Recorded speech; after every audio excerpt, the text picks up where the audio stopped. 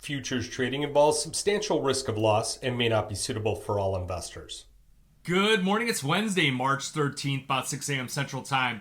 All right, the precious metals are higher after yesterday's surprise uptick in CPI. You have April gold up $2 at 21.68.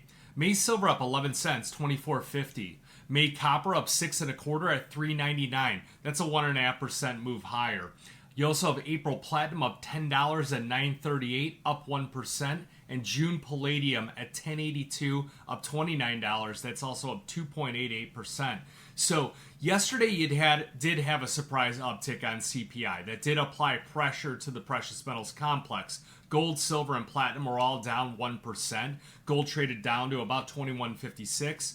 Silver traded down at 24.22, and palladium traded down to about 9.15. Now, looking at the CME's Fed Watch tool, and you'll want to do that after some of these bigger announcements or economic data releases, the expectations for a Fed rate cut in May had declined significantly and went from 18% down to 13%. So looks like they're really phasing out any chances of a May rate cut. Now June surprisingly held firm from 73% down to about 68%. So all eyes are on the June meeting, and that corresponds with other central banks like the Bank of England and also the ECB expecting when they're going to make their first rate cuts as well. When the data came out for CPI, we saw a massive explosion higher in the dollar index, went up to about 103.31. But as the day session went on, the market kind of bled out. So the dollar index traded back below that 103 level and really was selling off. I think the only thing that kept the lid on the precious metals was the distraction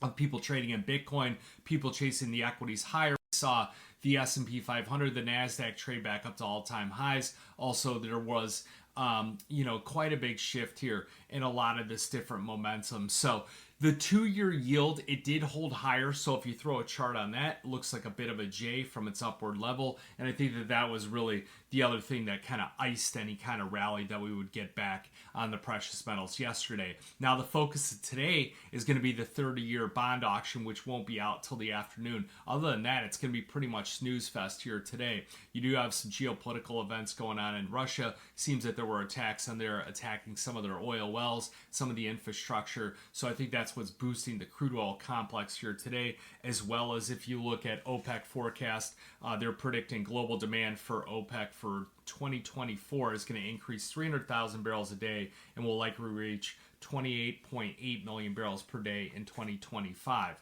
So looking at the levels here in the gold and silver market, I think 21.45 definitely needs to hold. I outlined that really you don't want to see it close below 20.50. I felt that we were at lofty levels. And what that means is that you look at a 5-day move on the gold market, and it's well over $100, that if you do see some of those investors that caught that move, a lot of these people are FOMO momentum type people. They will shift out. They have no allegiance to specific asset classes. They'll probably divest themselves from something and go immediately into something with momentum like Bitcoin, like the NASDAQ market. So below that 21.45, I really think it's dead air down to 2100. You have pocket support from 2077 down to 2065. That's going to be your 50-day moving average. And really you need that pushback through 2200 in order to reattract those buyers back into the market. So be a little bit patient here with the gold market at the moment. Silver,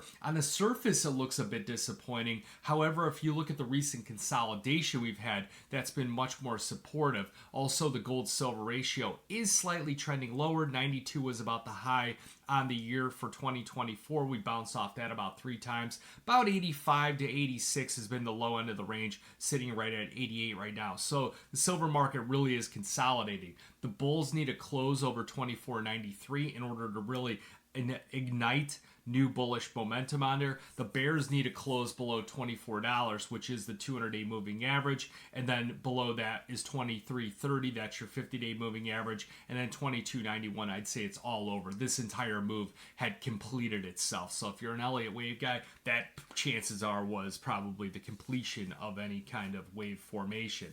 Looking at the other markets that we've taken some attention to, like the sugar market, after posting that 9.5-week low last Tuesday, really starting to break out back to the upside here, back over 22, up 12 ticks at the moment. Some of the key growing regions are not exporting, and some of the producers that are in producing regions that typically export are curbing some of their exports. So hence that bullish momentum. And then if you look at on the soybean market here, I think we'll have $12 as your resistance points. The funds are short right now, but they are starting to cover a bit as we get closer to spring planting and some of that weather. We also had that CONAB come out, and it was slightly bullish here. On the gold market, you will want to see those ETF holdings start to rise as they're down about 4% on the year. So you got any questions, give me a call. Again, I think it's going to be a bit of a snooze fest here today. And then tomorrow's when you're going to have that PPI data come out. If you have any questions, give me a call, 312-858-7303. Remember, futures option trading does involve risk loss.